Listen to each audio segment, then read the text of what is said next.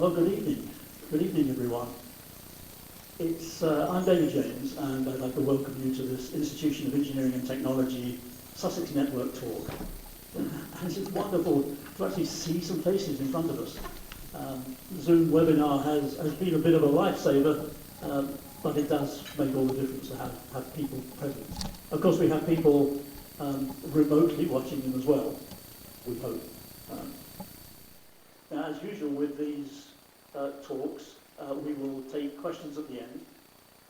Those people on Zoom webinar need to use the Q&A button, as usual. And at the end, we'll try to get our speaker to answer the questions from both groups, sort of alternating between the two. We'll just see how it goes. Okay, time to introduce our speaker. In fact, most of our Sussex Network members will be quite familiar with Professor Mike Underhill. Mike, for many years, has been the sort of chair of the organising group for our events. So most of what we do is down to the input of Mike. And other people will know him from his specialities in radar and microwave technologies. But tonight, Mike has used his research skills to tell us or give us an appreciation of the Mars landers. Sounds fascinating. So over to you, Mike. So, an appreciation of the Mars landers. Yes, I'm not really an expert on this. Perhaps I'm a little bit more of an expert, having actually had a go at appreciating this very interesting subject.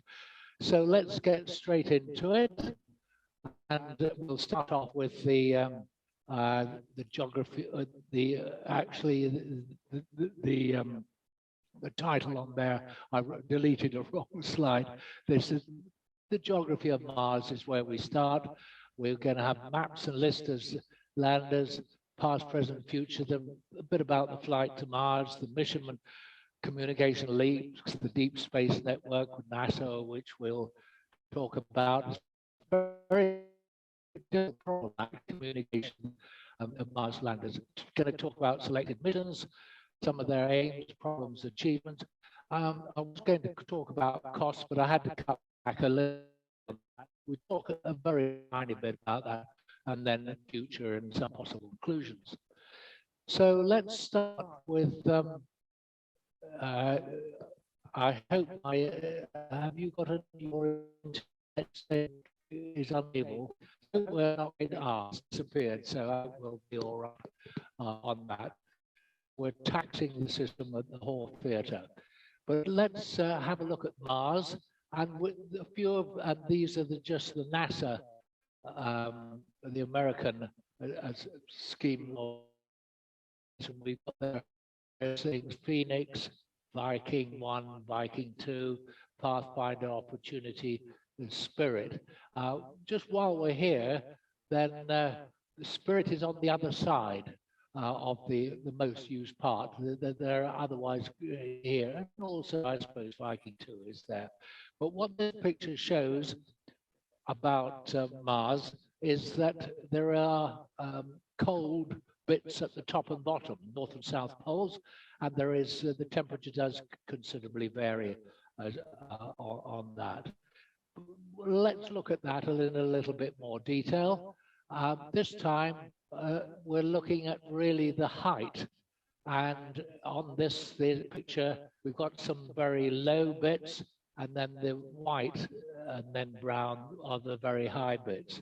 And interesting, whites and browns, as it says on the left, indicate the highest elevations, and they are big, 12 to 8 kilometers, and that's considerably higher. So 12-kilometer is actually the largest volcano in the solar system, which is on Mars. So it's quite interesting from that point of view. Moving on from that, here again is another map of the various actually memorial stations, which is really where I'm not quite sure why they were called memorial. It seems to me it's where some some of the many missions had actually died, but we'll have a look at that a little bit further in a moment.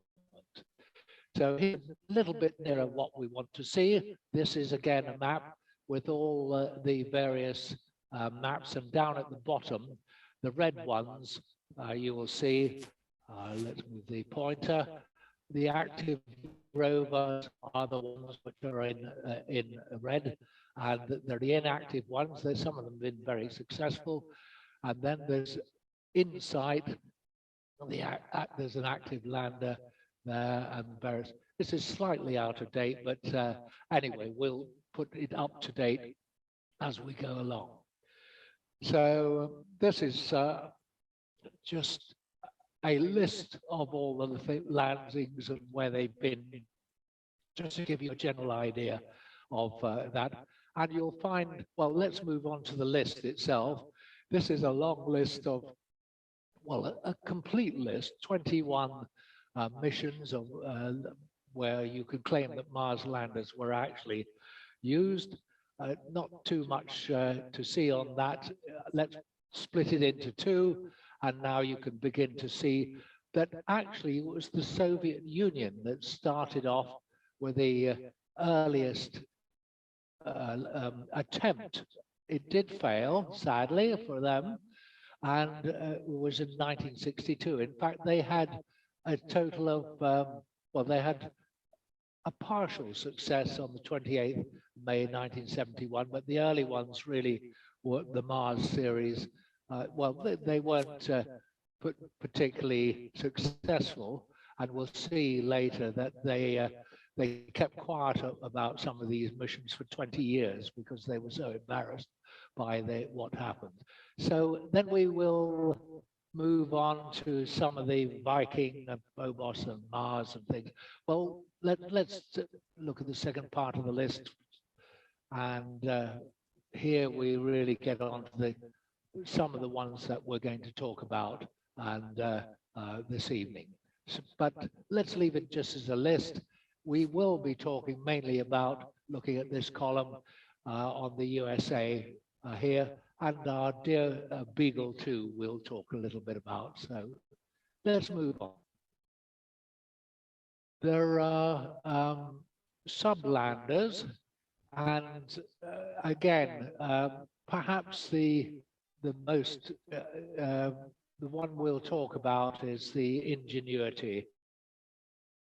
But there are ones, and from different countries as well. That just for completeness, let's get on with some other aspects. First of all, the flight to Mars. Now, not easy, and it takes quite a long time. So here on the left is where the Earth is when we launch, and where the Mars is at the same time. But it takes it takes 15 days to get to this point. And after 15 days, then there's a departure from the Earth orbit, and that continues on to 62 days after launch, and continues on round to the eventual arrival. But by the time the spaceship, whichever one it is, has arrived, the Earth has shot round further round the orbit. So they're the opposite way round. So immediately we can see from this that the year on Mars is actually a lot longer. So going over to the right, the day length, interestingly, for Mars is very nearly the same as ours. It's only slightly longer, a few percent longer.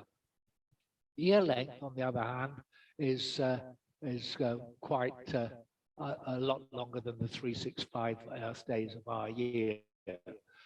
Moons, a couple of them, but on the other hand, it is a terrestrial type planet, although sometimes you begin to wonder when you look at it.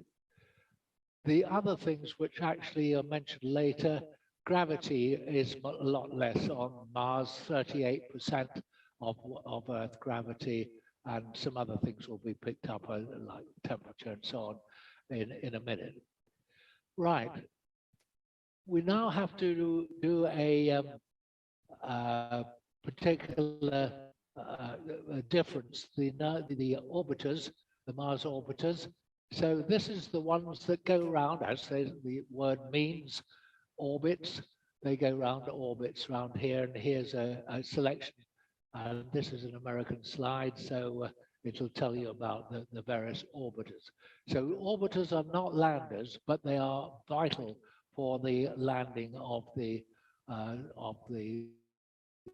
satellites. Now let's move on to mission communications, and that is done by a thing called NASA Deep Space Network, the DSN, and it's, as it says, worldwide communications, and it's got 3 main stations, and there are Goldstone in the States, Canberra in the Australia, and then the Madrid view. And the interesting thing is that there are some blind spots, but they're pretty close in. The blind spots, you see these light-colored triangles, are in fact some 30,000 kilometers from the Earth. So it's because of the geometry of things we see. And just some facts, the moon is 10 times further away than this, the geosynchronous orbit that all our TV comes from nowadays. So locations are on the right-hand side, but you can see the general principle. Now, we'll pick up more about the difficulties of communications when we actually deal with the particular satellites. But let's give some credit to the Soviet Mars missions. They did indeed have the first rover, and this is a simulation. It's rather an interesting animal. It uses skis to lollop along, and you can see on the animation that the skis that it's actually, well, they're hidden underneath, but it basically does that. As it says here on the slide, the existence of these rovers was kept secret for nearly 20 years. So they were first, but they kept quiet about it. Right, let's talk about Viking 1. This is the United States, very successful orbiter lander on 20th of July, 1976. So it's some way behind the Russians. And it was operated first Mars lander in history. Viking, that is the part of that, operated for, and this is where it gets confusion. Obviously there's a slight difference of about 3% between the Earth days, but the years are put in, and the Martian solar days. So thank goodness the figures, all this stuff is taken from Wikipedia and from the stuff which is on the net. But this in fact was the longest Mars surface mission until the record, as we'll see, was on there. But it's interesting to go to the launch mass, really quite big numbers of kilograms, and the dry mass, and the lander itself was quite a hefty thing, 572 kilograms, 1,261 pounds. So it's car type things. Now Viking, actually the power in the orbiter was 620 watts, and the lander was 70 watts. Now solar cells in general have been a lot, but not entirely all the time, but we'll see as we go along. Here we have video. In 1975, 2 Viking spacecraft were launched, each of which was programmed to land a robot on the Martian surface. If we'd have just landed on Mars and gotten no science data, we would not have considered that we had had a success. It was really obtaining the data, learning about Mars, unlocking some of the mystery of Mars is what Viking was all about, and what all of us involved in the program were really excited about participating in. 2600 feet, 188 feet per second. So the engine 0.6 Gs. 20 feet per 366 feet, 73 feet per second. ACS is close to vertical. So we're coming down, straight down. Nav is green for touchdown. ACS is green, 1.5 degrees per second max, 0.2 Gs. 8 feet per second. Touchdown, we have touchdown.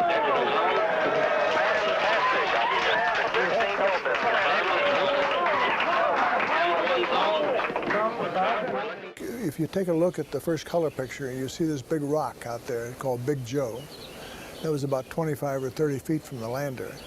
If we had hit that rock, the lander would have been smashed, turned over, upset. We had no hazard avoidance whatsoever, just a lot of luck, if you will. Okay, that gives you some idea of the early days. It's nice to see the long hair for some of us who haven't survived quite so well from those days. Right, let's move on. Mars Pathfinder, and you can see photos in the middle. Let's get my pointer up. And solar cells you notice on this, and it's got 6 wheels, and it's it landed at a base station in 1997.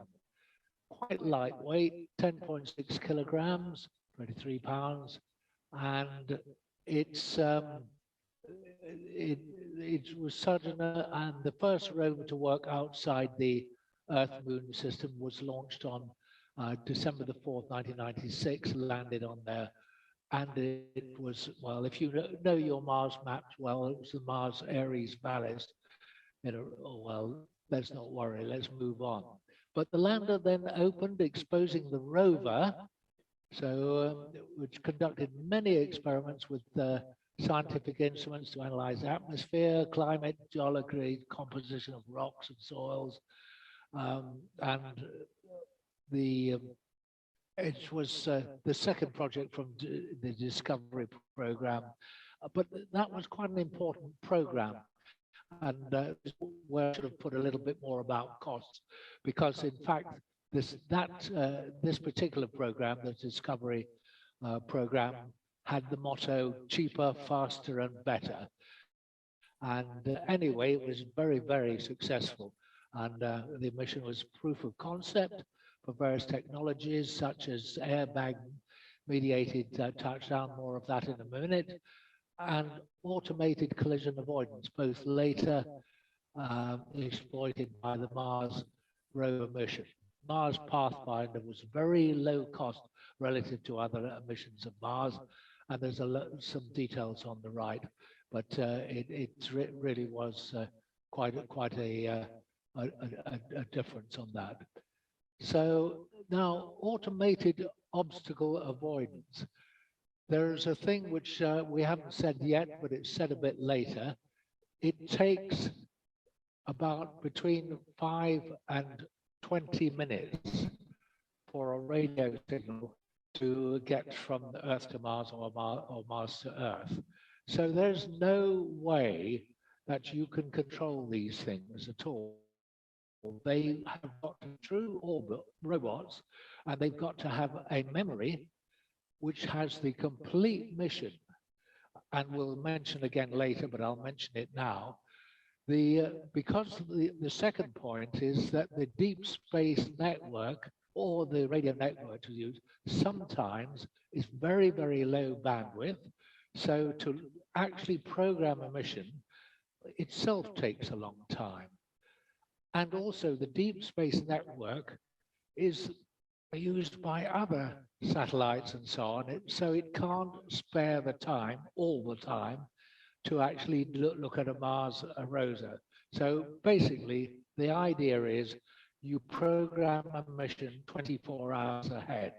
So that's what is normally done. Just the other pictures, this is rather nice. This shows that this was an airbag arrangement, which then the thing opened out in that way, and it had a parachute. It always amazes me that actually the Mars atmosphere, which is 100 times less dense than our atmosphere, still works on a parachute, and as we'll see later, still works or a helicopter. The one I like is this picture down at the bottom, which is close up of Mars sky at sunset. That was taken by the Mars Pathfinder. So moving on, the rovers began to get more and more sophisticated, and here is Curiosity, which is launched on, as it says here, 26th of November 2011, but it's car-sized. It really was quite big. And anyway, so, well, let's just check. I think it's got dry mass. It's not actually that vast, but it is a car-sized thing. And does it show? Yes, it has 6 wheels. I think that was probably a selfie. But this was a particular interesting one in that instead of using, you can't see any solar panels on the top of that. Why? Because it actually used what is called down here a multi-mission radioisotope thermoelectric generator. And here's a picture, and I'll show you another picture in a minute. But basically, you've got radioactive material in the middle, which gets warm, and then you've got thermoelectric thermocouples, in other words, and then fins and so on. And it says here somewhere, it gives about an output of 100 watts, and somewhere else, I think it's on the next slide, it's about 2 kilowatts of heat here, producing 100 watts of electrical watts. And the important thing that this was, again, a technology trial. Rover design serves as the basis for NASA's Perseverance mission, carrying different scientific instruments on that. And the rover is still operational. So even though it's sort of it hasn't got solar panels, or it's got this radioactive stuff, and it is still operational. It's really quite a useful way of doing things. And here's a little bit more detail. And it's got 238 dioxide general purpose heat source modules, as I said, generating about 2 kilowatts and giving, well, the output here is quoted at 125 watts, but it's at the start of the mission falling to 100 watts after 14 years. So it's pretty good. And as we'll see, it overcomes one of the difficulties with solar panels is that Mars is very dusty. The solar panels keep on getting dust on them. And some of the later ones, landers and rovers, actually have problems with that. But anyway, there you are. That's and somewhere plutonium-238. So don't stand too close to it if you ever get to Mars. Right, now to Beagle 2. This is the sad, well, was it sad? Was it a failure or success? This was the British Mars lander, ESA's 2003, so that was the date, Mars Express mission, intended to do some astrobiology, look for evidence of past life on Mars. It actually got all the way to Mars and was scheduled to land on 25th of December. ESA actually received no communication from the lander at its expected landing time on Mars. And okay, well, actually, let's play the video clip now. Get it to go. Ah, good point. I've got the pointer on. Beagle 2 was a really innovative project. It was trying to look for evidence of life on Mars, and actual fact evidence of organics. It was trying to do world-class science. It was way ahead of its time. The size of Beagle 2, in order to fit on Mars Express, had to be very, very small. It had to be no more than about 1 metre across in terms of its heat shield, no more than 60 to 70 kilos in terms of its mass in order to fly. So the design of Beagle 2 was a very innovative design. It was a pocket watch type opening design in terms of the lander. The mass was about 68 to 70 kilos. It used parachutes and airbags to cushion its landing on Mars, and then would have unfolded, exposing its solar panels in order to operate on the surface. Beagle 2 was launched on Mars Express on the 2nd of June 2003. It was fully operational and then was ejected from Mars Express on the 19th of December 2003 to enter the atmosphere at about 2:51 on the 25th of December 2003. And it would have been a great Christmas present if it communicated with us. Unfortunately, it didn't. We never heard from Beagle 2 following its ejection from Mars Express, and we thought it was lost. Late last year, a private citizen, Michael Kroon of Germany, who is actually an ex-Mars Express operations person, actually discovered some targets on Mars which could be Beagle 2. We've gone back to those images, examined them, and actually commissioned, in conjunction with the HiRISE team in NASA, some additional images. And those images show very good evidence of Beagle 2 having landed successfully on Mars. And what we see is a parachute. What we see is a partially deployed lander. What we see is a rear cover and a pilot chute, and possibly even an airbag which was used to actually cushion the landing of Beagle 2. Why do we think it's Beagle 2? Because we have a number of images now. We have 3 taken over a number of years, and in between those images the sun angle changes, and you get different glints off that target as that sun angle changes. Those glints show that you've got a flat metallic surface and it's exactly the right size. The interesting thing is it's only partially deployed, and that would explain a lot, because Beagle 2 had to fully open all its solar panels in order for the radio antenna to be visible and to be able to transmit data to Mars orbiting satellites, both Mars Express and the NASA orbiting satellite, to communicate with us and tell us when it's landed, and for us to be able to operate it from here in Leicester. So that would explain the mystery of why Beagle 2 was lost. Exactly what the reason is, we don't know, and we will do further imaging and further analysis to try and ascertain exactly what happened to Beagle 2. Beagle 2 wasn't a failure by any stretch of the imagination. It trained a whole generation of engineers and scientists in Mars exploration, and has led indirectly to UK large involvement in ESA's Aurora planetary exploration programme, and also the ExoMars mission, which is a rover that will go to Mars in 2018, and will be drilling for potential evidence of organics in life in 2019. The exciting thing is we found Beagle 2. It's been lost for 11 to 12 years, depending whether you count from launch or landing. It was a great project. Colin enthused everybody. I just find it sad that Colin passed away last May, and unfortunately we'll never know how close Beagle 2 got to doing the world-class science that he and the rest of the team proposed. And it was a privilege for the University of Leicester to be involved in the project. Okay, that was in fact in 2016 that video was made. So when he was talking about last year, obviously you have to relate it to that particular date. But let's move on.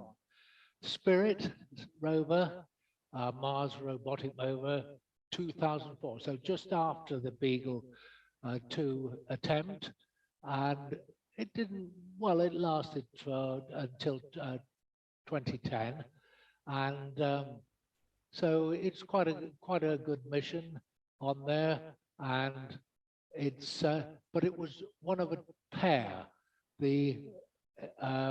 Its twin Opportunity landed on the other side of the planet. Now this particular one, the Spirit rover, and this is to do with Mars itself, got stuck in a sand trap in late 2009, but at an angle that hampered recharging its batteries.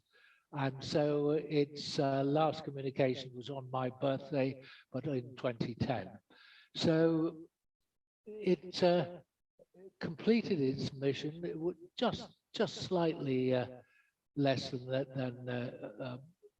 but some of the time, it was aided by cleaning events I've mentioned already,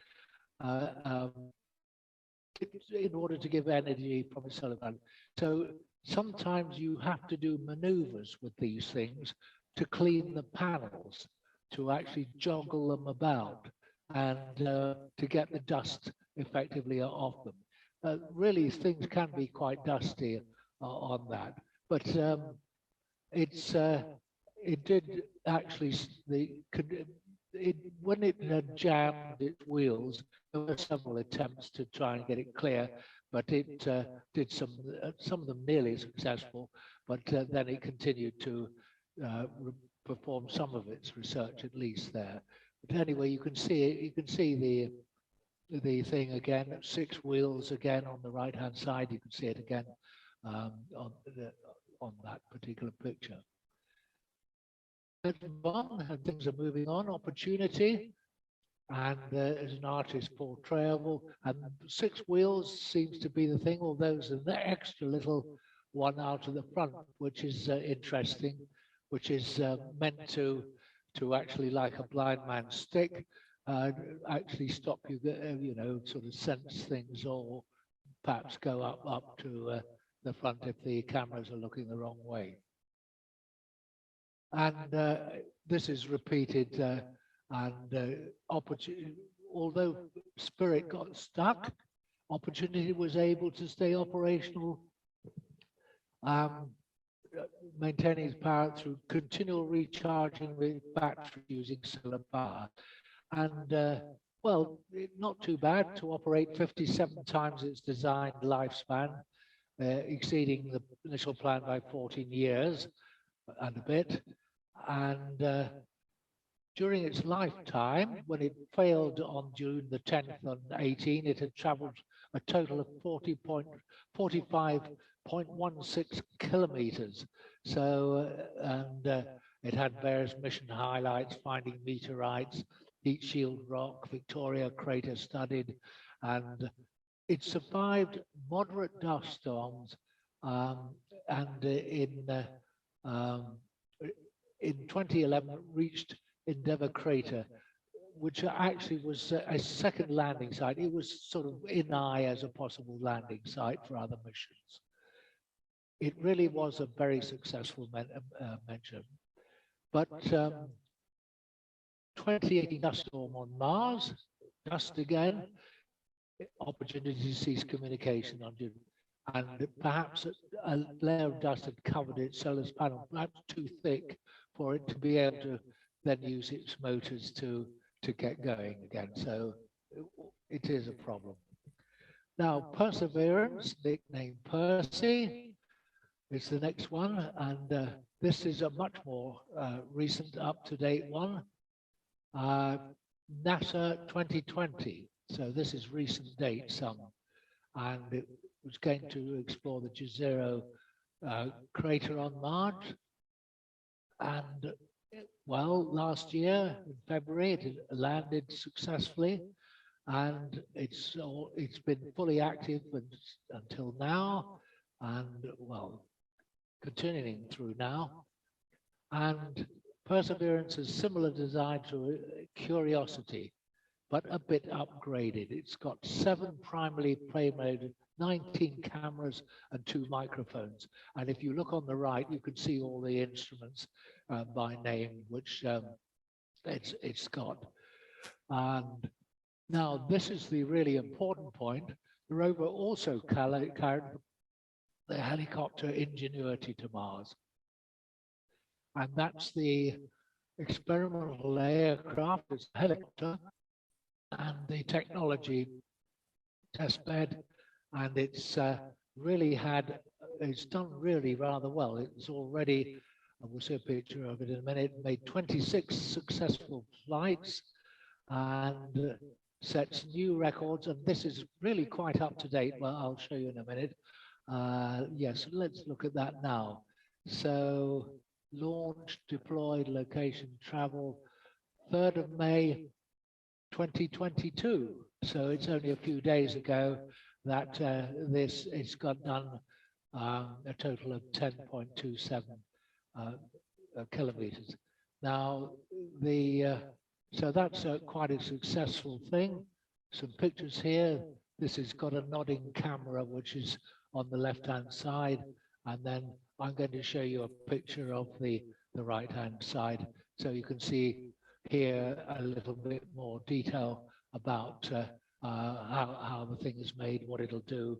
Its arm out in the front here with various experiments on it, and has cams like that for when you're backing. So it's like the rear radar on your car. Total cameras 23, engineering cameras 9, science cameras 7, and entry, descent, and landing cameras. So really nice bit of photographic work. Now this next video, well, let it speak for itself. Nothing can be taken for granted when you get to Mars. There's a lot of things we just don't know. Space always has a way of throwing us curveballs and surprising us. I mean, until we get the data that says we're on the ground safely, I'm going to be worried that we're not going to make it. Entry, descent, and landing is often referred to as the 7 minutes of terror, because it takes about 7 minutes to get from the top of the atmosphere of Mars to the ground safely. The spacecraft has to do all of this by itself. There are many things that have to go right to get Perseverance onto the ground safely. There's a lot counting on this. This is the first leg of our sample return relay race. There's a lot of work on the line. Starting about 10 minutes before atmospheric entry, we get rid of really the spacecraft part of the rover that's been supporting us. We come screaming in to the Martian atmosphere at 12 to 13,000 miles per hour. And the heat shield is what dissipates all that initial energy through friction. The vehicle will continue actually flying itself through the atmosphere. It's sort of like a transforming vehicle that went from a spacecraft, and now it's kind of like an aircraft actively guiding itself. When we're going slow enough, we deploy a parachute. The biggest supersonic parachute we've ever sent to another planet. It's critical for slowing down the vehicle. Perseverance's entry, descent, and landing borrows heavily from that of Curiosity. But fundamentally, Perseverance is a different rover. She's bigger, she has different instruments. We've added a lot of smarts on the inside to make it more capable so that it can deal with the landing site that we've given it. The science team identified Jezero Crater as basically an ancient lake bed and one of the most promising places to look for evidence of ancient microbial life and to collect samples for future return to Earth. The problem is it's a much more hazardous place to land. You look at Jezero, all you see is danger. How do we go to a site that we never thought was safe enough to go to before? So the heat shield, which has protected us all the way through entry, is no longer necessary. We need to get that off so that we can actually see the ground. And we can see the ground in a couple different ways. Perseverance will be the first mission to use terrain relative navigation. So while it's descending on the parachute, it will actually be taking images of the surface of Mars and determining where to go based on what it sees. This is finally like landing with your eyes open. Having this new technology really allows Perseverance to land in much more challenging terrain than Curiosity or any previous Mars mission could. Amongst the rocks and the craters and the cliffs, these things are hazardous to the rover, but these are the things that are interesting to the scientists. Once Perseverance has figured out where she is, we jettison the back shell and parachute and light up our rockets. Those rockets help us steer to a safe landing spot that's nearby. That descent stage takes us all the way down to about 20 meters off the ground. That's when we start the sky crane maneuver. And once the rover has hit the ground, the descent stage will cut loose from the rover and fly away to a safe distance. Surviving that 7 minutes is really just the beginning for Perseverance. Its job, right, being the first leg of sample return, to go look for those signs of past life on Mars. All that can't start until we get Perseverance safely to the ground. And then that's when the real mission begins. You'll see that video clip was actually done before the action really happened. It was all a simulation. They gave a little advertisement at the end for when it was going to actually happen. So watch your TV or whatever. Here's another sort of nice picture of a detail of a lander being dropped from a ship of arm. So let's move on. Let's move on now to the real. Ingenuity is a very good name for it, Mars helicopter, and it really is quite remarkable what it's done. It's for something so small and almost throwaway. So Ingenuity, Ginny, robotic helicopter as Mars's 2020 mission, along as we've seen plenty of the Perseverance rover.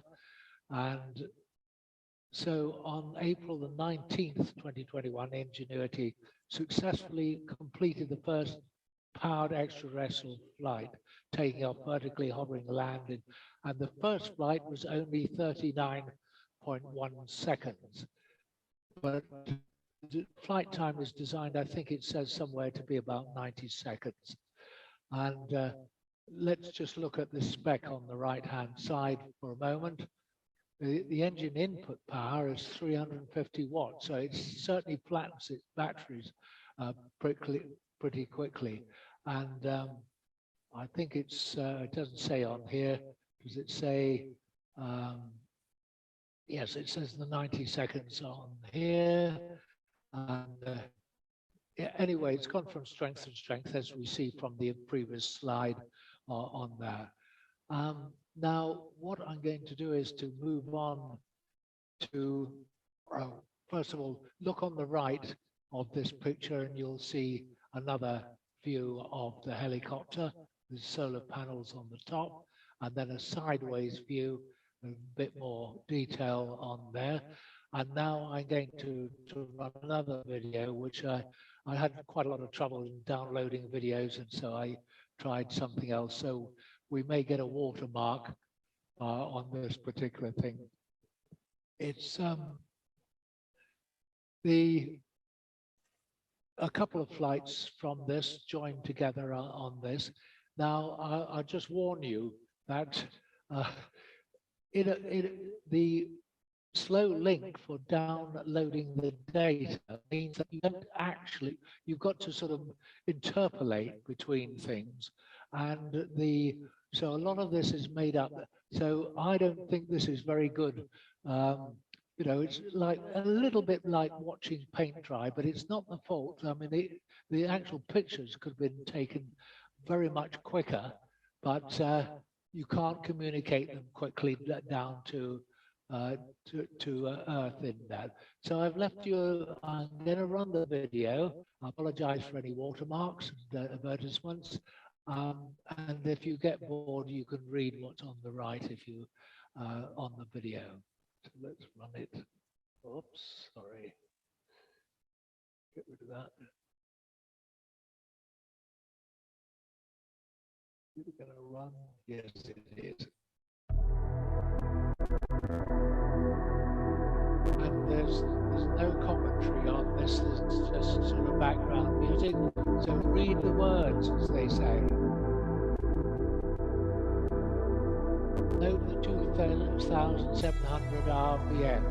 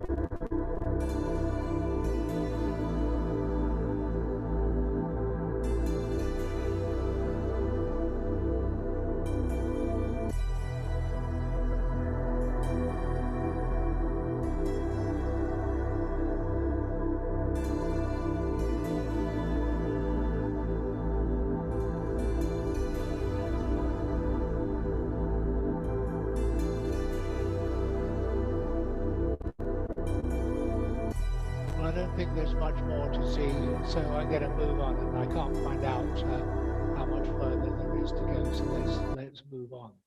So let's now move on to something completely different, which Perseverance has done. And there's a little, mainly sound clip with still photos here, which I will now run.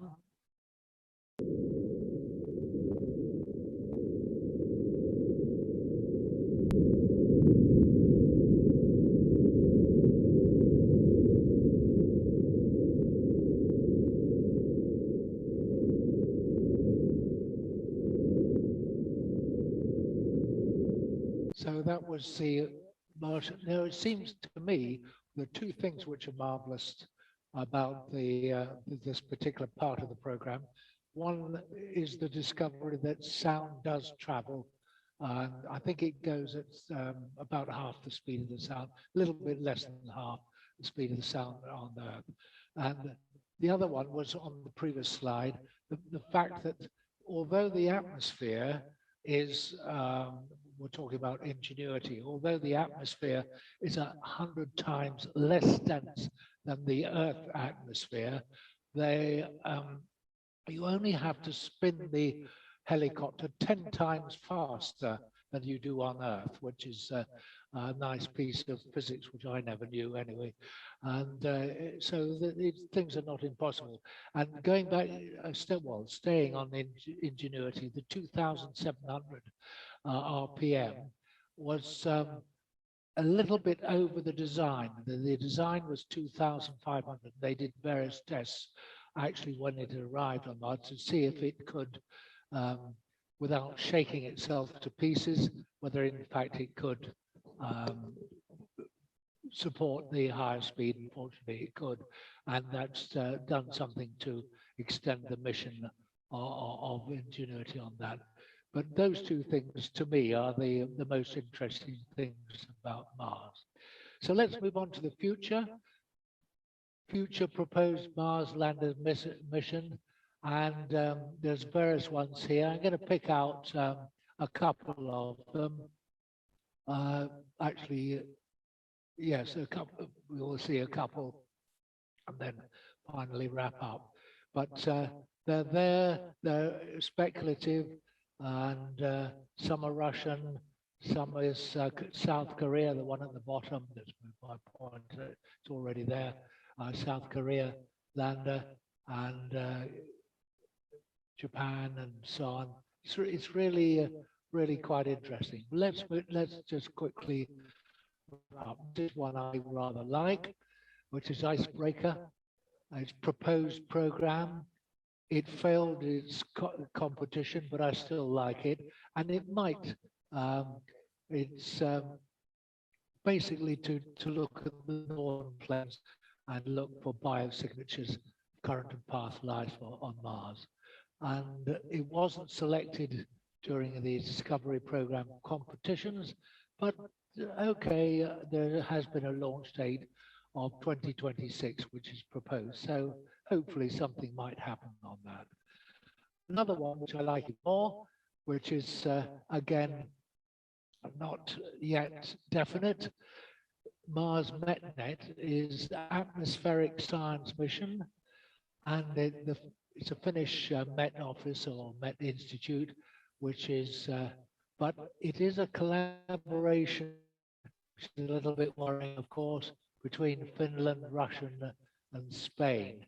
So current times, and they've been actually manufactured bits of them already, but the launch vehicle hasn't got a date.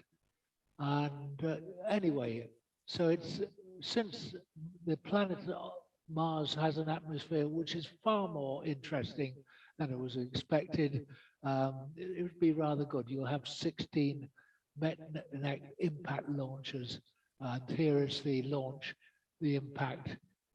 It sort of drives it in itself in the ground, as far as I can see. It's quite an interesting way of doing things. Quite light, 4 kilograms, low power, 0.6 watt. Well, your weather station shouldn't. For a wireless weather station, if you've got one, doesn't take that much power. Right, so on that I will conclude and say that I regard this as one of the, well, the orbiters, landers and rovers at the height of human scientific achievement, and much to be appreciated and applauded.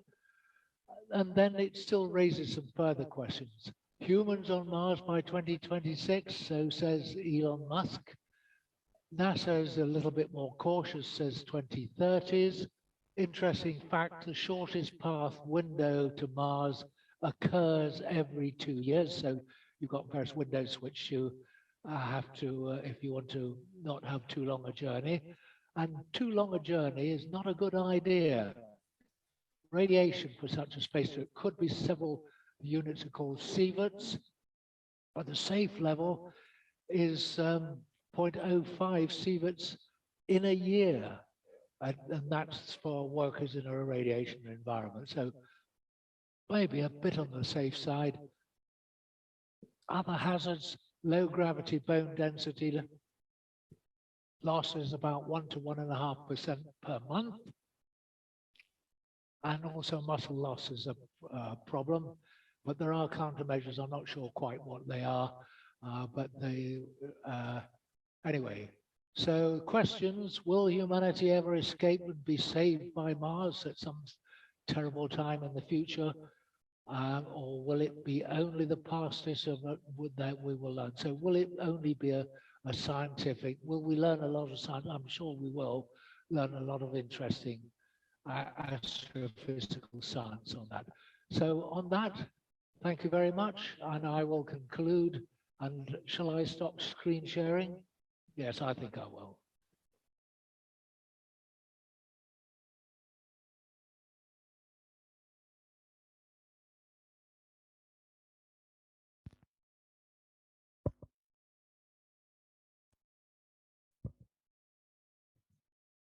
Right, well, thank you very much, Mike. I'd certainly forgotten that there'd been so many missions to Mars, but whereas certainly I would still like to go into orbit, I think I'll give Mars a skip in terms of future travel. Okay, let's see if we can take some questions. I don't know whether it's the system playing up, but at the present time there aren't any online, but perhaps they'll come in a moment. Well, let's first of all have a question from the audience here. Greg.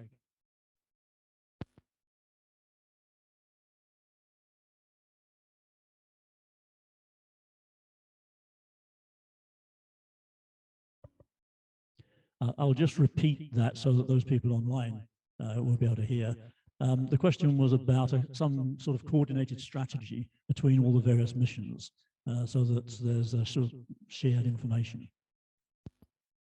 Yes, there in certain areas there are, for example, the most coordinated strategy is on the communications, and you know, making sure that that's all okay, and that is really quite a difficult thing to get sorted out. And other than that, I mean, there are committees, but you know what committees are like. They will argue endlessly and then go away and do exactly what they wanted to do in the first place. But I think it depends what you call coordination. But certainly I know in ESA, ESA has a lot of problems. So I know one or two people in ESA, and they have problems which are basically all to do with the who does what and who gets what money from their government or from the ESA pot. So it's a right political mishmash. Okay, thank you, Mike. We have some questions coming in online. There's one from Ed, who says, regarding future robotic missions and building on the success of Ingenuity, it would be great to have a true flying machine capable of traversing and exploring large areas of Mars. Do you think this is feasible given the thin atmosphere?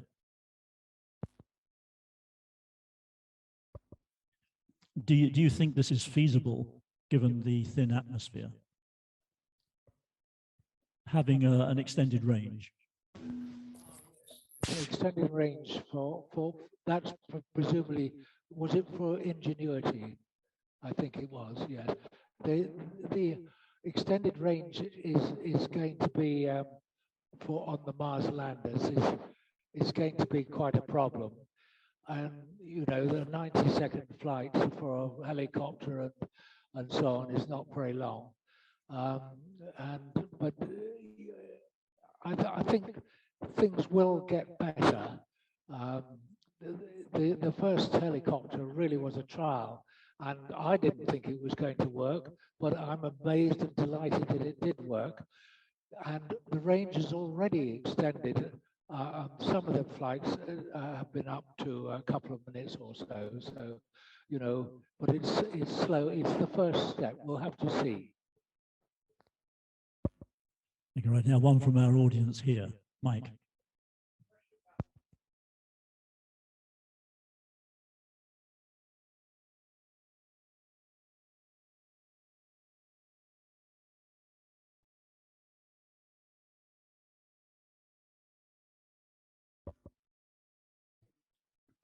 Right, for the benefit of the remote audience, the question was about the atmosphere and how it might be more interesting with things like wind speed and the presence of thermals and so on. Yes, the wind speeds are very much higher because of the thinner atmosphere. I feared somebody would ask that question, and I didn't have time to look it up. But somewhere I've got a great pack of, there's an awful lot of material which I've left up at the other end, which actually, when I say an awful lot of material, I've got 100 pages of stuff which I've downloaded. So why don't you do what I would do, having asked the question? Go and look it up on the web, on Wikipedia or something like that. I don't know, but anyway, definitely the wind speeds are really quite very much faster. But remember, it's enough to whip up the dust, you know, which is quite considerable. And as you've already heard, that dust is one of the major problems in two ways. One is covering the solar cells, and one is causing dust traps where the wheels of the various rovers get full. Okay, we have an online question from Michael, who is wondering whether your research has thrown up anything about the possibility of manufacturing fuel on Mars that would seem to be essential for any manned missions of the future. Well, yes, some of the experiments which have been going on have been to identify actually minerals which can be used to manufacture oxygen and water and so on in order to support human life. Now, the question of fuels is one which I haven't seen answered. So really, I don't know the answer on that. But and I think it's about a 50-50 chance that we'll get a good surprise, because remember, we're looking for biological things, but we'll be into the eco problem of they will definitely be fossil fuels. So shall we dig up the whole of Mars making fuel as we dig up the whole of this world, making coal and oil and so on? I don't know. Okay, we'll take another call from Descender.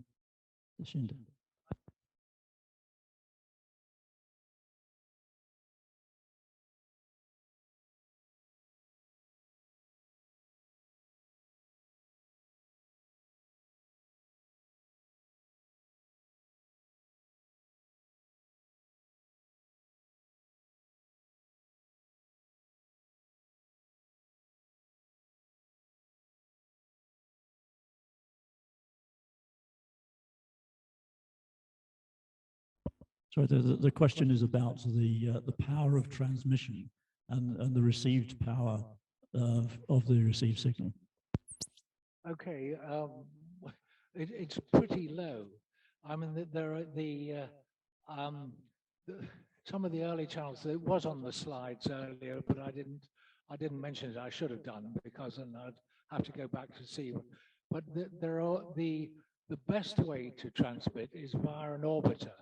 So you transmit from the rover to one of the orbiters and relay it back, and you can get a reasonable sort of answer on that.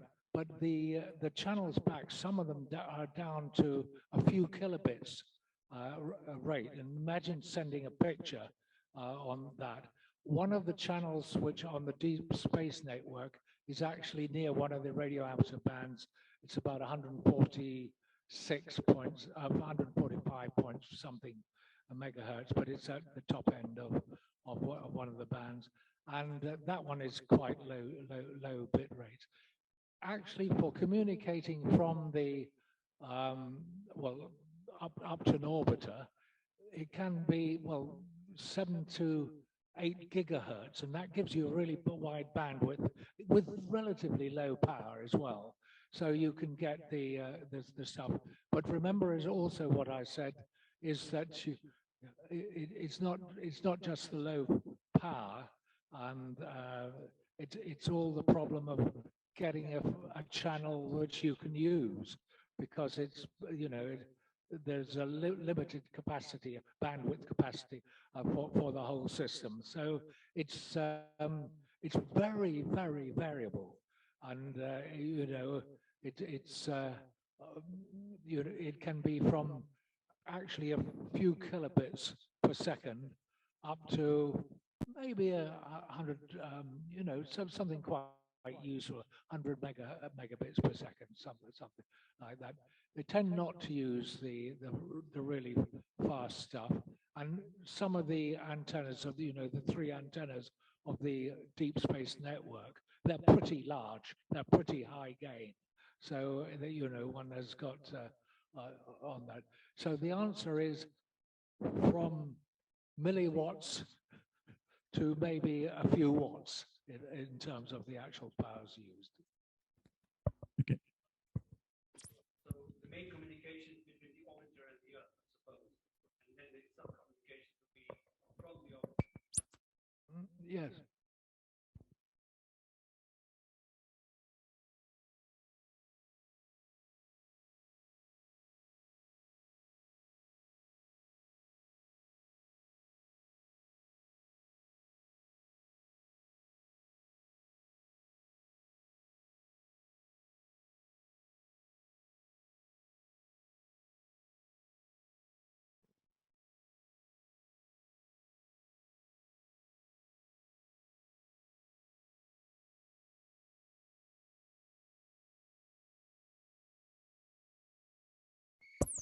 Okay, a question from Jonathan online, coming back to flying on Mars. It says, has a combination of reduced density, lighter than air, and powered flight been considered to extend range? Lighter than air type vehicle combined with power? I think there was, it has to be, good question, because I think there was some consideration given to that, but I think you've got to have a pretty big balloon to actually do a lot of good. So, but I think that there was some consideration. And remember, a balloon combined with, we've already mentioned the velocity, this wind speed, this balloon would be blown all over the place by, it'll be big, but it'll be really difficult thing to handle. So I'm not sure that would be, there would be a limit on the lighter than air part, which was actually because of the storms and sandstorms and wind velocities which you would have. So I think it's a difficult conundrum, and I'll be interested to see what solution, what the next step is on the solution. Okay, the gentleman at the back.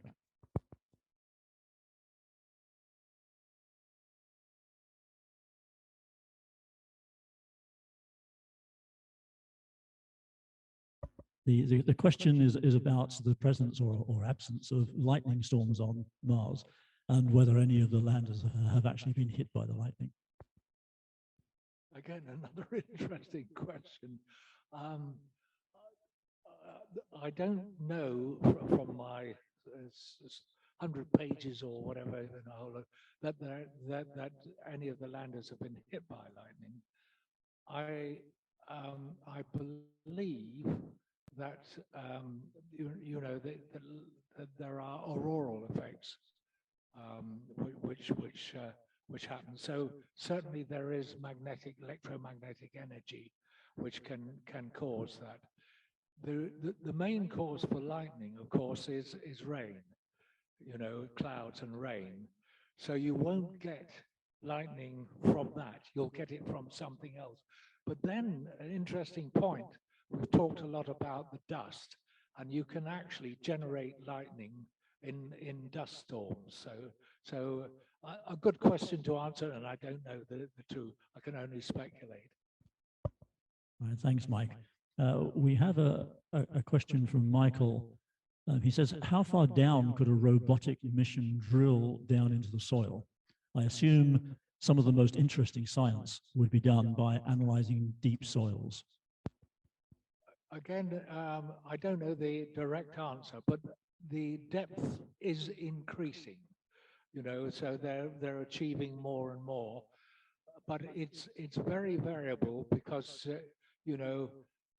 it's again a trade-off. You've got quite a light weight drill. You can't put a heavyweight drill down, so you can't drill that far. And if you hit an obstacle, then you're in problem. It's a very variable soil, if you could call it that you're dealing with.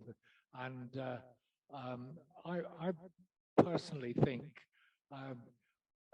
Mars could do with more of using radar techniques to actually at different frequencies. That's being a sort of electronics and radar and radio man. I would like to see more of the radar techniques used on that. One of the things which has interested me was, in fact, that the depth that you can get through ice using radar, and some of the pictures of Antarctica, of the land. I mean, 1/3 of Antarctica, only 1/3 is actually land. The rest is all ice, and you can see through the ice to that. And what would be particularly interesting to me would be to send these radars over the North and South poles, so you can look through the ice which is there, and I'm sure you can look at some of it. Again, I haven't answered the question, but I've just speculated. Mike?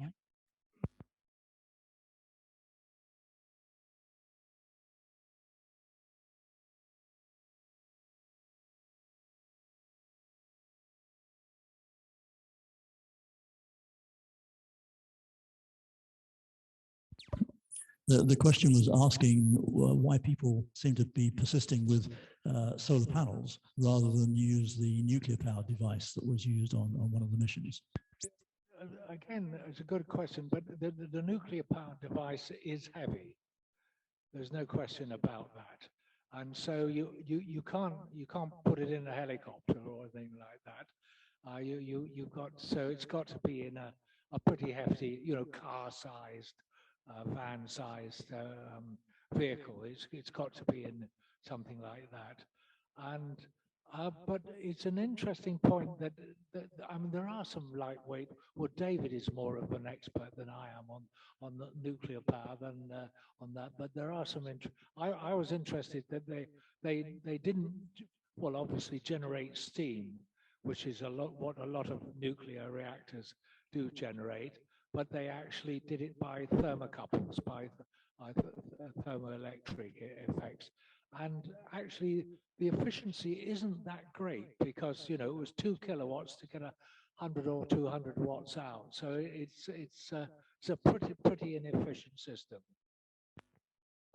Okay, online we have a question. The person didn't give their name, but they say since Mars has no magnetic field to deflect solar radiation, etc., wouldn't that imply that the surface is sterile? Sterile. Yes, good question. It probably is sterile, but that means that any organic stuff would be killed, you know, by the radiation. And certainly, unless you wore a pretty good sunscreen and probably a bit of a, you would suffer quite a lot from the sun's particles, particularly in solar storms, which are pointing in the direction of Mars. You would, it is quite a hazard on that, and I'm not sure that the sums have been done that carefully. Although the guys who go into the Earth orbiters, not many of them have died of radiation poisoning yet. So, you know, there's a little bit of scaremongering about that. But there's no question that, going back to the question, that there's no question that, in fact, it would be pretty sterile. Now, the great shame about Mars is that it is too light, and it's hasn't got enough gravity, 38%, to hold the atmosphere in, and that's why it's all evaporated away. And interesting, again, which I haven't mentioned, but is another fact, that there's a feeling that Mars will end up with either Phobos or Deimos, one of the two satellites, or its two moons, will actually break apart. I mean, if you look at them, the pictures of them, they're pretty lumpy. They're not circular at all, spherical, I mean. They are pretty lumpy, and they may break apart. And Mars could end up with a series of rings like Saturn, looking at this some stage into the future. Just hang on, I need a call.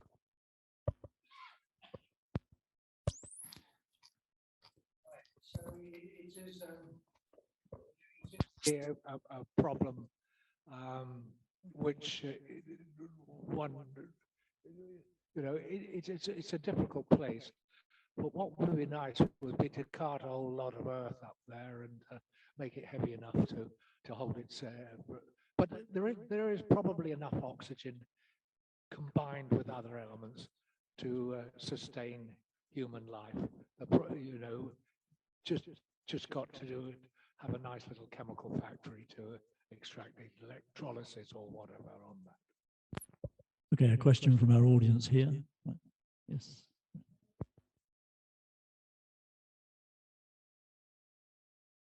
The question is, are there plans for a return journey from Mars? Definitely yes. One of the things I didn't mention, there's a thing called Phobos, spelt with an F, which is a Russian thing, and there's another one, Japan or somewhere like that. And the plan is to go to the, not to Mars itself, but to the moons, dig a bit up, and cart it off back to the Earth. Maybe there'll be a Mars one, also to dig a bit up and take it back. As I recall, the Mars one would be only a 7-day mission, so it's got to do some quick digging to be able to get something exciting. But you can use these sort of orbiters or the rovers to map out an exact mission for one of these diggers to actually, but the answer is definitely yes, there are some planned missions in the not too distant future. Okay, thanks, Mike. I'll combine two questions here. We have one from Claire, which I think you answered in the presentation, which is about, she asked, has there been any exploration at or near the poles? And I think that was something that you thought would be very interesting. But also Michael, who declares that he has a slight interest in that he was involved in some software development that actually was on the Beagle system. But he wonders again, sort of in terms of location, whether any of the rovers or future rovers are going to be close enough to actually go and have a look to see what happened at Beagle? Yes, it would be lovely if that was go and pick and maybe return them as well. So to bring them back again. But I think that it wouldn't be a high priority to do that. But no, you're right. All the pictures of have been from orbiters of the remains of Beagle 2. But it would be nice to send a rover. I'm not sure it's particularly interesting on that. I'm just going to stop this blasting a bit. And hopefully possible to do that. Who knows? It may happen. And as far as polls are concerned? Polls, definitely there are some plans to put something. I'm not. It wasn't quite clear whether there'd be rovers. I think they were rovers. I think one of the future rover missions is just going to be just on the edge of the polar region. So it maybe sort of looks at both sides, but definitely there are missions which are going to go further north. One more question from the audience here. Yes, Mike.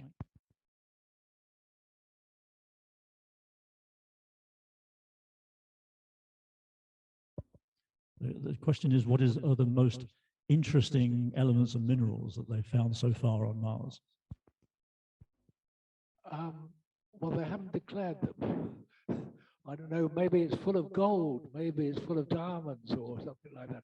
No, I don't know the answer of that. They're really, it hasn't really got down to what's the most interesting things. There's a lot more to be done. And what would you like to see on as the most interesting? Gold. Okay, we have one more question online, which I shall finish with, but just a question that I thought of early on in your presentation. You mentioned the early Russian missions. Have we any idea why it wasn't announced? I think it was pure politics, because the Russian missions are always paid for in terms of political value, of you know, having achieved a Russian first, and it's been highly political for the Russians all the way through. Okay, thanks, Mike. I mean, the final question doesn't require an answer because someone who hasn't given their name has said, is there life on Mars? So, but you don't need to answer that one, Mike. Well, I'll say that maybe there was life on Mars. I don't think there is life on Mars at the moment. Okay, thanks very much, Mike. And I'm sure our audience here and our remote audience would like to thank Mike for his presentation in the usual way, some of which of course will be virtual.